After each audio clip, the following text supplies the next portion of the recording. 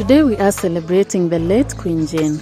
Queen Jane is undoubtedly the biggest female secular musician the Kikuyu community has ever produced.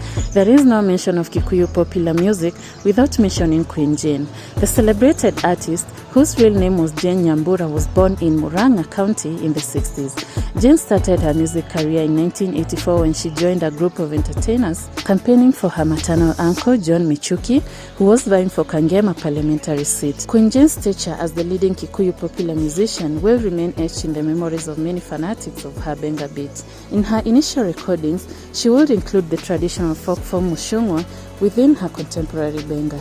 She started her music career as a backup vocalist for Mbiri Youngsters under the band leader Musaimo, whose real name is Simon Kihara. She later formed her own band Queen Jalessless and released her debut album Dorongonye in 1991. Many of her songs handled social campaign against social ills such as piracy and rape. Mwendo Keke's song was an instant hit, and it scooped the Song of the Year award in 1992 from the Music Copyright Society of Kenya. Queen Jane never turned back, and she went ahead to release over 200 songs by the time she died in 2010. By the time of her death, Queen Jane was married to James Kariuki. She covered her troubles in that marriage since she did not want to expose the man, although it is said that it was this man who pushed her into the depression, which eventually led to her demise. Asked to speak about what exactly depressed Queen Jane, her sisters said that the man was involved in infidelity, misusing her money, and even beating her. When Jane fell sick, he did not take care of her. They added that the man even withdrew all the money from Jane's bank account, and Jane knew but told nobody. At the time of her death, Jane did not have any children and was buried at her parents' home.